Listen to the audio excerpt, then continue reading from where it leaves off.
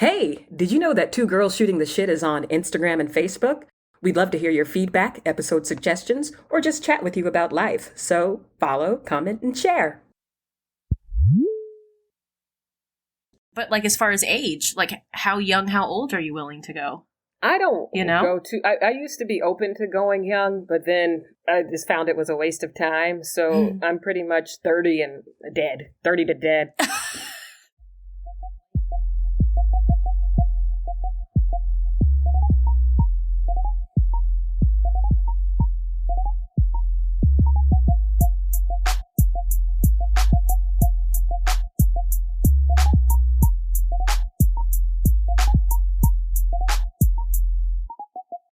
Hey, girl. Hey Mo, how are you? I am fabulous. How are you doing today, Em? I am doing all right. So I did a little homework. You were telling me about some of your favorite podcasts. And so I started listening to a few of them. And one of the, I guess, most popular topics was just dating, adventures in dating, Yes. or struggles in dating. So I thought maybe we could talk about that and bring our own perspectives to the topic. Who you dating, girl? What? I'm dating my husband. Dating my boo. We still Yes. date. Yes, I love it.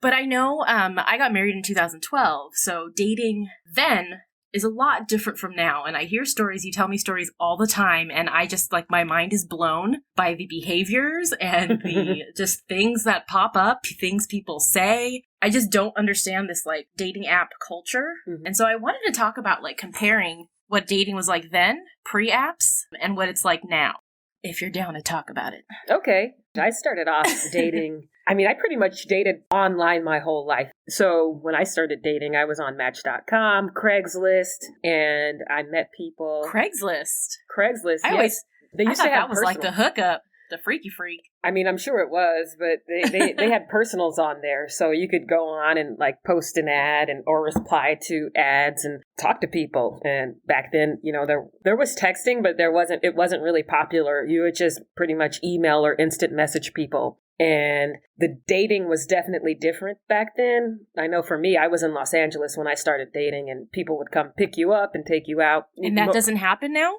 I think it happens for some people, but it's mostly like a coffee date or a drink now. So that's mostly what dates are now, instead of like going out to dinner and Like an interview, like Yeah. a quick little, like a quick let me little, see if your pictures match your actual thing. exactly. And it makes sense, I guess. But now with the dating culture, it's all online. And my opinion is, like, so for instance, I'm on all of the apps. I'm on OkCupid, Tinder, Hinge, Bumble, Match. Oh, gosh. You're going to have to give me a rundown on what these are. Like some of those, I'm just like, what is Hinge? What is, I don't know what some of these are. I still don't know what Hinge is. So pretty much Tinder set the model. And Right. I think most of them are owned by the Match group. So they own Okay. OkCupid, they own Tinder, they own Match, obviously. I don't know who else they own. Maybe Hinge, I'm not sure. But Hinge is mostly pictures. It's very weird. It's pictures and you answer questions. So someone's profile will say, ask me about how many times I took this picture or something like that. And that's it. And it'll just have that and then several pictures and you just swipe right. So it's pretty much looks only. And Tinder as well. Hot or not. Yeah, exactly. That's the concept, the hot or not concept. So on Tinder, most people don't even have a profile. It's just you're looking at photos. And so Oh, that Yeah. feels gross to me. it is. And so you're just going by looks and you don't know anything about the person. OkCupid is great because they are stealing all of your data. I'm just kidding. They're asking you all kinds of personal questions. They do a deep inventory of you in addition to the profiles. But there's still a swiping aspect to it because it's called double take. And so you can go on and you look at the profile and you can just swipe left or right. Left means I don't like the person. Right means I like Right. the person. Or I like what I see. My problem with this is most of them are based on looks, like you said. You don't Right. really know anything about the person, so you don't know if you're going to have a connection. So it wastes a lot of time because then you're having to filter out what you like. But my number one pet peeve, and I've been guilty of this in the past as well, and I didn't even realize I was doing it, is that I would say most people on these apps just use them for an ego boost. Mm. And so I thought that was cool. But now looking back, I don't really appreciate it because I think it's wasting people's time. So Right. basically what people do is they get on, I'm a guy. I don't feel good about myself, or I need a pick me up. Let me see how many women like me. And women are more selective than men usually on the apps. Like, I know I swipe left more than anything, but they'll swipe right to everyone just to feel good. Oh, she liked me. In listening to you talk about it, and just from, I mean, every movie or podcast or whatever speaking about dating now, it seems like there is no opportunity for genuine connection with anybody. Mm-hmm. It seems like it's led to an increase in like this hookup culture. Like it blows my mind to hear how much people are just swiping right. We connected. Let's meet here. Quick sex. See you later. That's it. That seems odd to me. Mm-hmm. I mean, it works for some people. I know people who've gotten married that way, so it definitely works for some people. I mean, but the numbers probably don't pan out. Exactly. Sure, there's probably people, but the majority of people are wasting their time on little 30-minute coffee dates, and that's nice, but how much do you get to know somebody? I mean, I think some of the people I dated, I would not have been attracted to based off of a picture and a quick moment of swipe right or left. You know, and then, you know, I ended up dating people for 2-3 years or whatever, because there's more to somebody than just what they could. I mean, I take terrible pictures. And the fact that now you don't even have to give a description of who you are seems nasty to me. That's like, it's like just like a mail order date. Like, that's the culture we live in. We live in an empty culture. I don't want to go on a diatribe or anything, but it's like it's empty. And that's exactly what it is. The fact that people are using people in this way just to feel good about themselves or just so they're not dealing with themselves really sucks, because then you lose that opportunity to genuinely connect with people.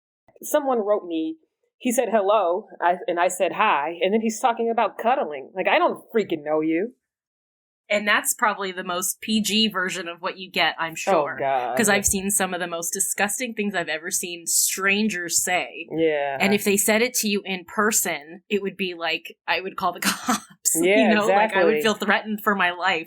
So, or you know what else is another phenomenon that I was dating when this started to take off, but the whole concept of a dick pic, like, disgusting. If I didn't solicit a picture of anything of yours, like, why are you sending me things?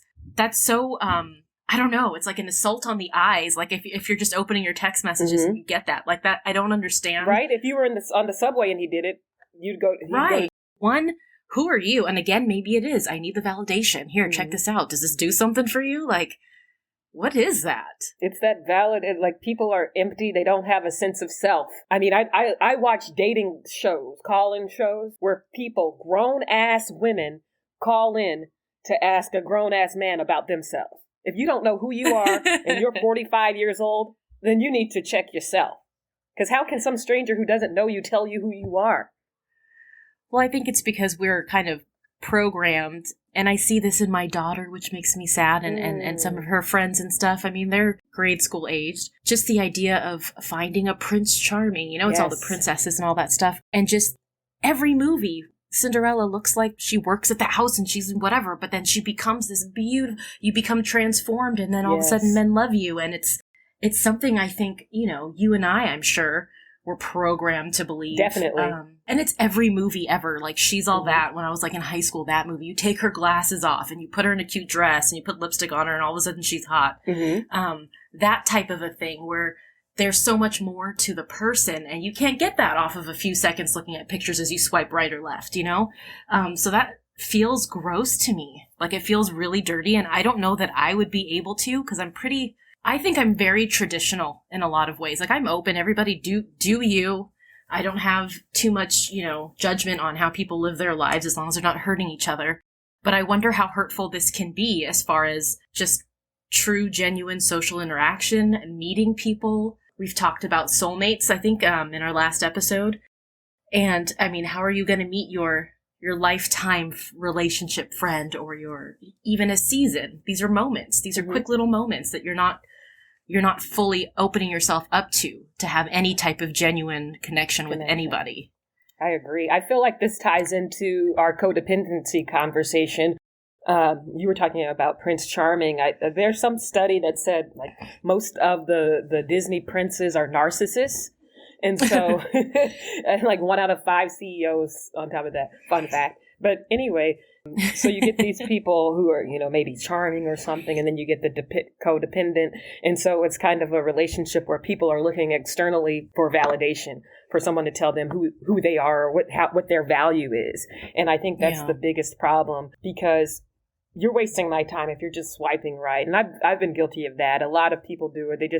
They said, oh, I don't have time to look. I just swipe right to everyone. And then the person responds, and then you're like, oh, I actually don't like that person, so let me, block them out. And then you move on.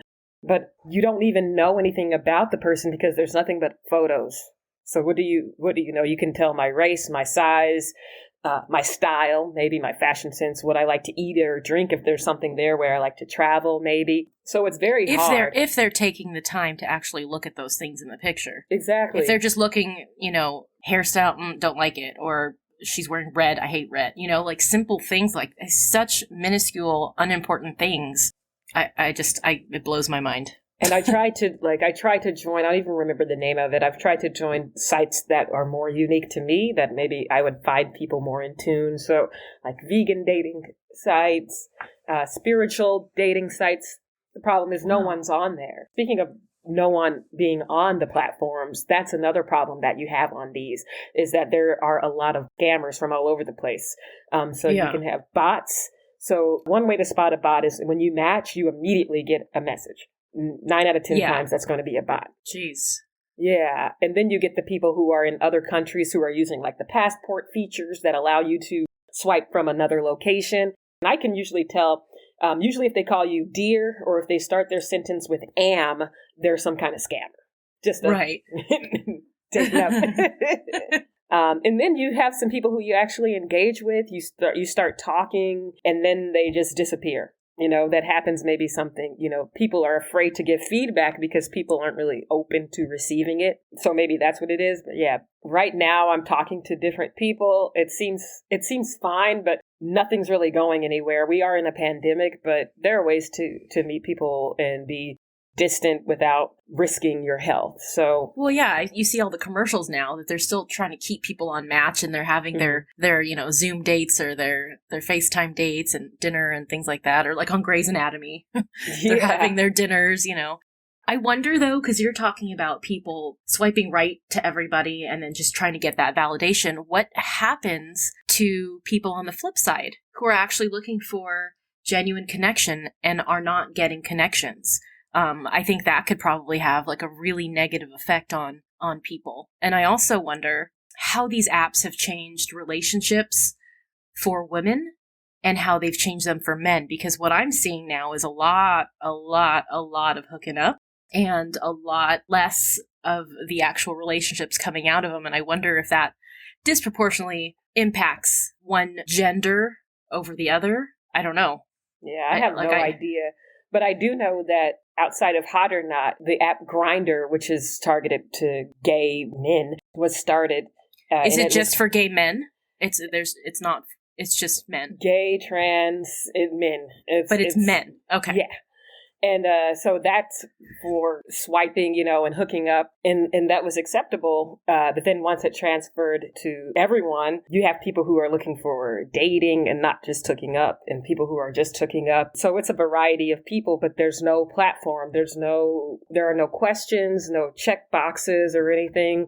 So you really just get whoever you get, and there's no way to filter it. See, I'm trying to think back. Dating for me, I've always been in one relationship or another. And maybe that's because, I didn't like the idea of being alone, or I absolutely felt some kind of validation of having somebody, I have a boyfriend, or whatever. But dating was different before. Online dating, I think I participated a little bit in. Like I said before, there was Plenty of Fish and OkCupid. And then, I met a few people who are friends now, actually, through MySpace, earlier social media or whatever. But, the blind date, does that happen anymore? Or do friends set up friends still? Or is this all just you're on your own, get online, get the apps on your phone, check it out while you're in your Uber? And, it's how do people meet anymore? If it's not an app. The usuals. So you meet people at work, you meet people at school. From the outside looking in, it seems like all of that has been replaced, though. I mean, if you meet somebody, great, but you're at a bar with some friends and a mutual friend introduces you, great, but I got a Tinder date in like 5 minutes, so it was nice meeting you. See you. Well, and it's just based off of looks. It's just so crazy. And for me, because I was shy and everything, I just started coming out of my shell. So I just started meeting people in bars and things like that this year and last year. And then we get a pandemic. So I don't know like what would have happened. I definitely exchanged numbers with people, and then we would text here or there and then never hear from them or never set up a time to meet. So I have no idea. But yeah, there's no other way. I mean, there are matchmakers that can help. Patty Stanger. Oh, yes. Millionaire Matchmaker. I used to love that show. Me too. But yeah, there are matchmakers, but do you want to spend $10,000 on a chance? Oh my gosh. Yeah. Really? At a minimum. And what are they doing? Basically just say, what do you like? Okay. So this is something we had like a life coach type figure, mentor figure that told us that the way to find what you want, and there's some truth to this, because I feel like the secret, and putting positive vibes out into the universe and basically just asking, being open about what you want, being open to receiving it. I think all of that works. And as cuckoo as I may sound to somebody who doesn't believe in that, I feel like if you put out good energy, you get good things back. You do the same with negative, you get negative things back. And so this mentor told us to envision exactly what we want in a partner, in a person. Write down the list, everything, physical attributes, money, education, background, everything, just as specific as possible. That worked for me in some way. I somehow subconsciously put that out there. And most of the items my husband checks off the list, which is kind of freaky to me. But I wonder what this does, what happens when you don't take the time to consider what it is you want or need in your life and you are looking for it in a picture. Like, do you know what I mean? Like, you're not taking the time. It right there. Like, it just, I don't know. It makes me sad. It makes me sad for people. This reminds me of the Kevin Samuels debate about the woman who was saying she was looking for a 6-figure man. And he asked her, what does that mean to you? She had no idea. She had no idea what she was looking for. So Kevin Samuels is a YouTube sensation. He's an image coach and relationship expert, I guess, if you want to call him that. Image coach? Yeah, he's an image coach. So he helps people improve their image so that they can meet the person of their dreams. I think he even has a dating club or something like that. And people call in, so women will call in and have questions about what they need to do to attract a man. And he's very focused on the physical as well, though. So, you have to be a certain age, a certain size, in his opinion. But what was interesting, there is a certain level of truth to that. Yeah. We are attracted to what we are attracted to. So there's only a certain amount of that you can kind of dismiss, because we have to be physically attracted. That is a thing, Yes. And so he goes on about that, but this woman called in and she's making 6 figures in North Carolina. Go girl. And yeah, and she was asking, how do I attract a 6-figure man? She had a high school education, no college education. She wasn't even in circles with the people she thinks she wanted. And the only thing that she could offer was that she could help a guy with his business and she can plant. And so it was really, she had not done that self-inventory to see, and he had some very good tips. He said, before you even think about dating anyone, first of all, figure out who you are. What are you looking for? So what are you looking for in a partner? Yeah. And then can't find it if you don't know what you're looking for. Yeah, exactly. And then 2, what does that partner want? So you won't know what an individual wants, but you can have an idea. A 6-figure person, what do they want? What kind of things would that person be doing? Where would they be? How would you meet this person? Right. What circumstances or situations would you be in so that you can even meet this person? Right. You just have some idea, a 6-figure man, that's just a salary or income. It's not telling you anything about the person. What are the values? What are the morals that you want to pass down to your kids? He can make 6 figures and beat you all over the floor. Ooh, girl. Can he, though? No, just kidding. But yeah, but that actually kind of sent me down a rabbit hole of self-actualization, because I said, what do I really want? Yeah. And then you'd be surprised. Yeah. And I think you have to be very honest about what it is you want. Everything. Very specific, very honest. Because my husband, he's nothing like anybody else I ever dated. So thank God. But thank you, Jesus. But like, he was everything on that list. So if that's what I wanted all along, what was I doing? You know, getting that validation, 3-4 year relationships. Yeah. Yeah. It's so ingrained in our culture, like you said. It's just crazy. That is nuts. That is absolutely nuts. There's something that you mentioned to me, and you've mentioned a couple times. You sent me screenshots of things you'll see on Tinder that just, again, blew my mind. But I wonder if these apps are contributing to, I mean, we all know about Ashley Madison. You know, there's sites for married people to step out on their significant others.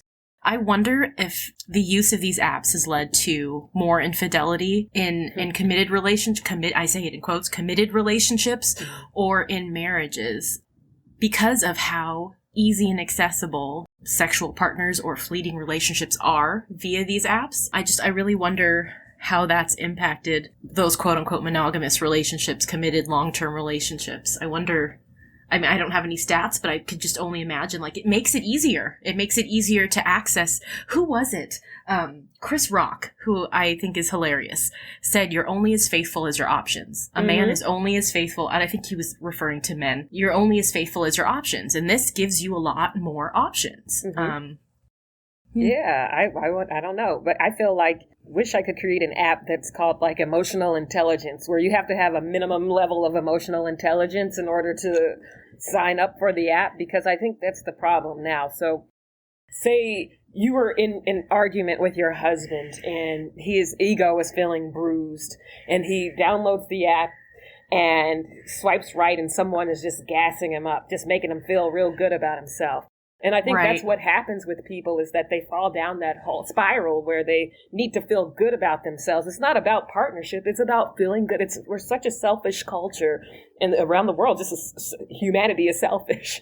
And so it's like, it's all about feeling good about ourselves and not about partnership or building or anything. It's just, how do I feel good in this moment? I don't want to sit in this discomfort. How can I feel good about myself? I mean, we saw it on like Real Housewives of the Potomac, where ooh, girl.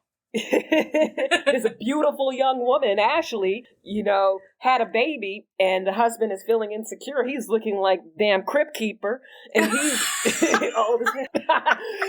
And he cheats on her, so it's just like, I don't get it.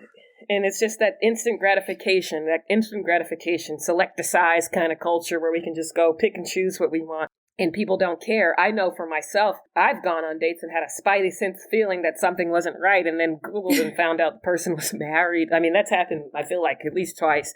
And it's unfortunate. And so I wonder if I was, like you said, the secret, if I was attracting it because I am hyper vigilant. So like kind of just expecting the other shoe to drop. And so I'm trying not to do that now, but I'm also trying to be more open. So I'm actually not being as specific because I just want to see, and I don't have a strict criteria on what I want because I don't know what's out there. I mean, do you know what you don't want? Yeah. Right? I mean, so that's a list you can be very specific about. Like, right? I don't want this, Yeah. What are some of your deal breakers? Like in a relationship, like what's a deal breaker for you? Like, I'm not trying to be with you if you, what?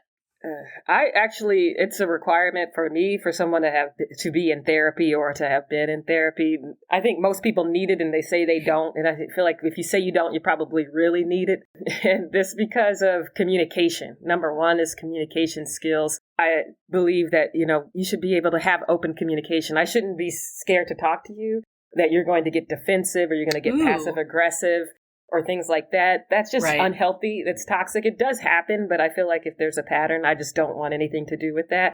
And so to have healthy and open communication is like a must for me. So if you kind of storm off or you don't really communicate, we're not ever going to. And that's a sign of immaturity, I feel like, too. Is the inability to open yourself up, be vulnerable, listen, process, have a discussion. Because I know, like, when I was younger, if something made me uncomfortable, I'd just clam up or I wouldn't say anything. And then I went through a phase of everything. I blew up at everything. This is stupid. I can't believe you did this. Blah, blah, blah, you know, so I feel sorry for those men. But, you know, there's a happy medium now where you're comfortable in yourself and you speak up for yourself, but you're also aware when you're being extra. So that's interesting. Yeah, so Therapy. open communication and just a purpose. So it's not necessarily that you have to have 6 figures or anything like that. Like, what's that mean anyway?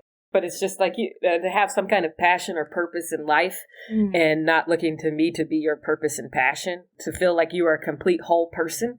I believe that a relationship should be 2 wholes coming together, not 2 incomplete people coming together to try to get someone else to fulfill you. Absolutely. Because that's a lot to put on someone else. I've dated enough where I could see poor communication on my end. So most of the things that are deal breakers to me are things that I've seen myself do. And I'm like, oh, this is unacceptable. So yeah, just having some kind of passion or purpose in life and not looking for that in another person and being emotionally available is a big one. Like that we were is talking about the huge. swipe culture. Is anyone emotionally available anymore? Well, even before then, I mean, I dated somebody who, for several years, who was never going to get married, ever. Knowing full well, I am the type of person, I want the marriage. I want a family. I want, you know, all of that. So why did you do it? I don't know. Did you think you could change No, because he was fun, you know, social, fun, always something to do, somewhere to be, you know, high energy, and I'm not that, you know, so he brought a social life, a social calendar and friends and travel, you know, fun stuff that he served a purpose. Exactly. So that's what we were talking. That's exactly what we were talking about. Right. Kind of using people to fill an end when you're not really there. You know that you are not aligned in what you're looking for. Is that person married now? No. Oh, wow. Okay. So they were serious. I guess. I don't know. We're no longer in contact, but but I think because of his past stuff, you know, not sure if he's dealt with that or whatever, but just, I mean, I hope he does, you know, I hope he's happy, but I don't think marriage is in the cards. That's exactly why I want someone in therapy. I don't want you putting all your parents' stuff on me. Yeah. That's not my problem. That sounds cruel, but it's like But it's true. Yeah. I mean, it's like not, you can't, you know. A lot of guys go looking for a therapist and a woman, and it's like, that's not our job. And sometimes vice versa. Where do we go from here, though? Like, I have no idea. So for me, what I'm focusing on, I'm on all of those apps, but I haven't really taken the time. I said what I'm going to do is if I'm really focused on meeting someone, then I need to take that. It needs to be like a job. I need to go on there and have a certain amount of time a day that I'm going to spend on them. Go through and read profiles, be proactive, reach out to people. And Bumble is designed that way. So you have to reach out in sort of like 24-hour time period. So stop letting those expire and actually go and reach out to more people. And I must say that just figuring that out is something. But I think that if you can be aligned in whatever it is you want in life and just do that the universe will find a way to get you to that person. So maybe it won't be through an app. Maybe it'll be through something else, some endeavor, some business endeavor or something, or some passion that I end up meeting someone. Almost like finding a job. Like you have to dedicate an hour a day looking through resumes. I'm saying that in quotes or whatever. Yeah, I got a source. Right, and figure it out. Do friends set friends up anymore? Is that like a thing? Well, my friends haven't set me up.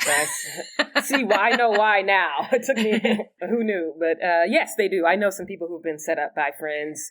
I've tried to set up friends, and I'm never doing that again. I'll stay out of that. But yeah, I guess it just depends on friends too. Like I have mostly women as friends, so I can't really set up anyone. But okay. Yeah, but I've tried. Have you ever set up friends, or do you know anyone who's gotten set up? I don't know that I've formally set anybody up, but I do have friends who have gotten together or married. Mm-hmm. My college roommate married a childhood friend of mine's older brother. Mm-hmm. They've been married for a while, so I always thought that was like awesome. But that wasn't an intentional setup. It was just I brought her to a party at his house, and everybody fell in love with her. She's amazing. Yes, that's amazing. Yeah, so, and they're still married and happy. That's awesome. Have a cute little boy. I couldn't even figure out my own stuff for a minute, so it's kind of like I don't know how I would set other people up. I have ideas of who would be good together, but I don't. But I think the good thing, like, and unfortunately because of the pandemic, we don't have that anymore. But like parties or get-togethers, I know there used to be like a red light, green light kind of party where what if you're in red, you're taken. If you're green, you're single. See, I never did anything like that. You gotta bring a member of whoever Opposite people sex. are dating. Yeah. So it's just like that's fun. I think I saw that on Sex and the City or something, right? Like, didn't they have? I don't remember. Yeah, but I remember a couple of invitations. I've never actually been to one, but I've had. That sounds fun. Yeah. So ways just to you have friends, so you kind of probably have the same values and things like that. And so it's just bringing more of the same. What I found is though most of my friends, their friends are already partnered. Mm-hmm. And so... Well, does that change? I mean, as we get older, does the pool change? And I'm just kind of curious about this, because these are some of the things that were on my list, mm-hmm. the list. But, like, as far as age, like, how young, how old are you willing to go? I don't go to... I used to be open to going young, but then I just found it was a waste of time. So I'm pretty much 30 and dead. 30 to dead. 30 to dead. Okay, Anna Nicole. Go get that. It's all about the spirit. It's all about the soul. 30 connection. to dead. Oh. 30 plus. 30 plus. Yeah, 30. You're out of college, hopefully. You have some kind of... Your brain has finally developed. Life had purpose. Sexual experience, at least, so you're not wasting my time with that. I mean, that's important. 30 to dead. Wow. So are there any other deal breakers? I mean, I don't know. I wonder, and this is something, we talked about politics too, but I wonder, how aligned do you have to be in your values? Well, I mean, that's something that there are certain things, I think, in relationships, and as I've grown up in these different relationships, I think each one has progressively, thankfully, gotten more and more mature, until, obviously, I got married, and this is the most mature relationship I've ever had. But there are certain things I think you need to know about a partner before you decide to commit to somebody.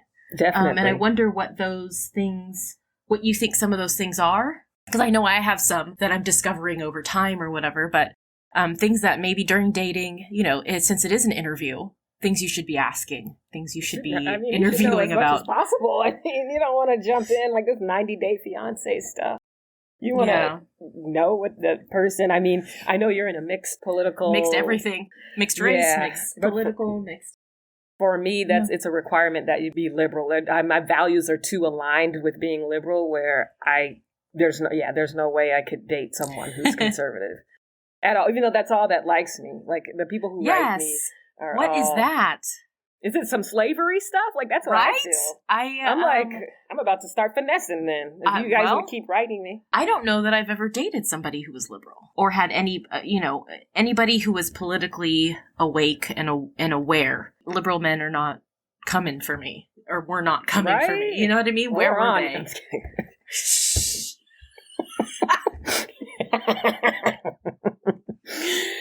Sorry, Mom. Yeah, I've dated mostly liberal guys, but I feel like almost kind of performatively liberal. Like, they are liberal, but they're not really doing anything outside of voting. So, I don't know. What am I doing? But do you think... I wonder about that, though. No, that's not even... I'm not going to say that. Never mind. I was thinking, one party is known for being the party of family values. So they're the types that are trying to create relationships and marriage and stuff, which is absolutely bullshit. So I don't even know where I'm going with that. So obviously that's something you should know. I say, in hindsight, you need to go through a political cycle with your significant other before you decide to commit long term. You need to make it through an election and see what happens, especially in this political climate. Like, you just need to There's just some things that were... Can you imagine if somebody were like, all lives matter? I would be like... No, that's... But I have a question about that, and I feel like we're veering off the topic of dating, but whatever, we're shooting the shit. So, all lives matter versus Black Lives Matter. I feel like we attribute social causes, social issues to political parties. Mm-hmm. And usually they do align. Someone saying all lives matter isn't necessarily a Republican ideal, right? Like, it's not tied to the politics, although the people who are in that political... But do you know what I'm saying? Mm-hmm. Like, it's not a political issue, right? How not?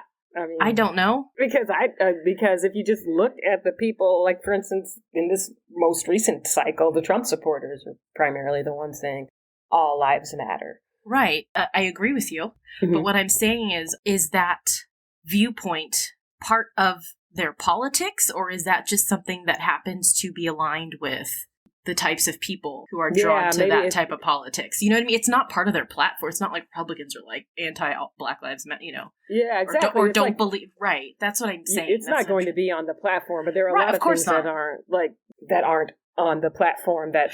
Right. Yeah, I don't know. Who cares about that? Whatever. We're talking about dating. What is this? Let's lighten up the mood. Yeah, for me, too, having some kind of spirituality is a must.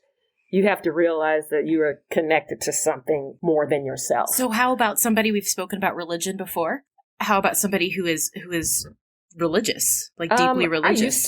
I had some very insane beliefs about people, but now I would date someone who is religious, depending on the religion and depending on how they practice it and what their beliefs are. Would you move to Jordan and convert? No, hell to the no. Would you be open to converting to a religion? Personally, I would not convert because those aren't my beliefs. That's compromising yourself too, if it's not what you're about. Yeah, exactly. So it really is how deep they are. Like, I could definitely date a Christian because they're probably the least religious of all of the religions. No judgment.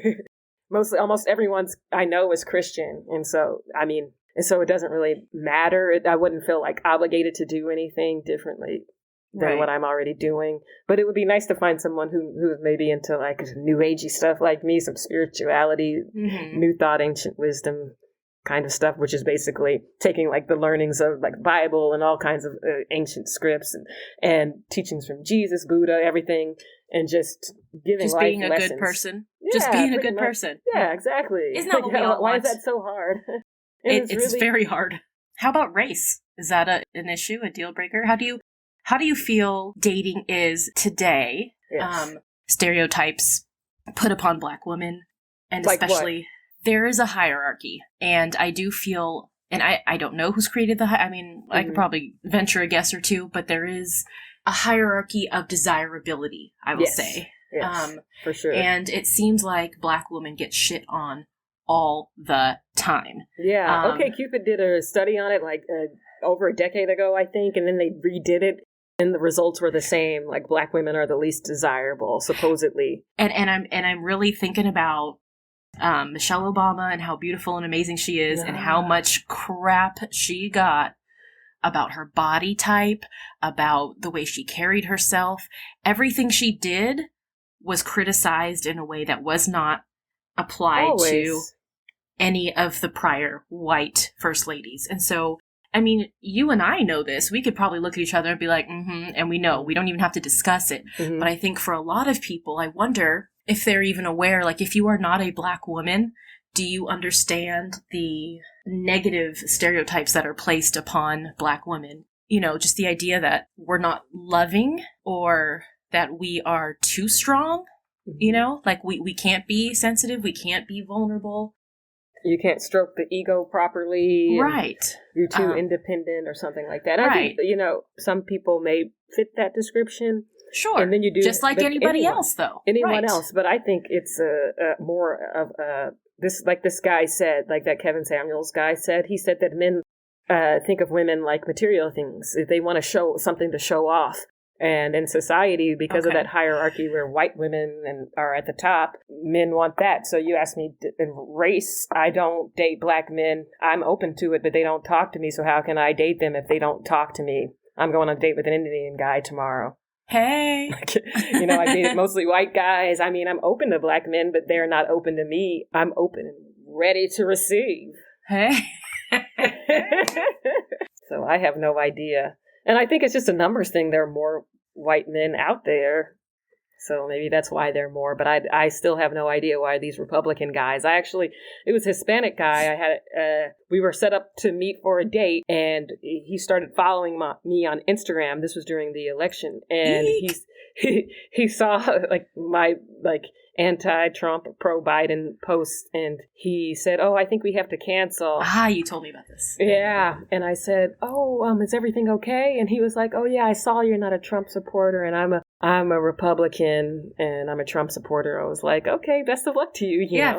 Thanks for saving me. Yeah, whatever thanks time for saving my time. Yeah, exactly. Well, I mean, then he knew his deal breakers, Mm-hmm. It's like there's nothing wrong with boundaries. I think No. people need to be able to accept other people's boundaries without getting defensive or personalizing everything. But I think that's why these pictures and these apps don't work. Exactly. How can you be selective if you're looking at a picture, unless I'm wearing a Biden or a Trump t-shirt, or I'm wearing a, Well, they had a little thing where it would be like you can put in your profile if you were for Biden or Planned Parenthood. They try to do these little things. I think OkCupid is probably the best, but if something happened when it was bought by Match.com, where even though it's just, I feel like, I have no proof of this, but I feel like it's just data collection at this point because it's all just like Tinder and nobody's filling out profiles anymore. People used to write these long, exhaustive profiles and answer all of these questions about themselves. That, yeah. But now it's just a swipe game with a lot of blank profiles.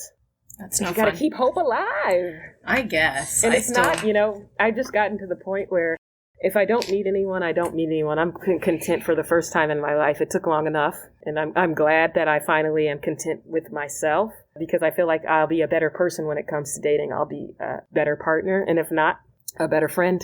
Look at you smiling. You're so cute. Ow. This has been very informative for me.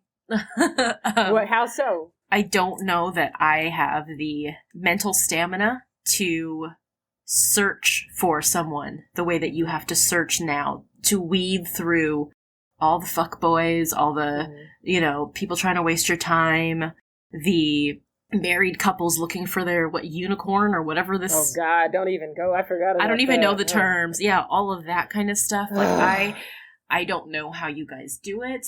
You single people who are genuinely looking for love. I don't know how you are emotionally faring in this environment. I'm about to sign up for Married at First Sight. That's a cute show. That's a cute show. We have to do a show on that because I have some opinions. Yes.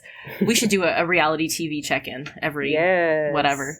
But yeah, it's been eye-opening. I mean, I've been out the dating game for over 10 years, so I don't know, I don't know. I'm keeping hope alive. Yes. I think your boo is out there and he is not on an app. You were gonna, get this pandemic handled and he's out there in the world, you're gonna meet him face to face. Exactly. I agree. I'm still on the apps just in case, you never know. some insurance, a little backup. Yeah, and you know what's funny? He may be on an app as well, and we haven't connected, so. Yeah. C'est la vie. Well, that's all we have for now. Bye. Bye. Hey, thanks for catching this episode of Two Girls Shooting the Shit with Em and Mo. New episodes drop weekly. Make sure to subscribe wherever you get your podcasts.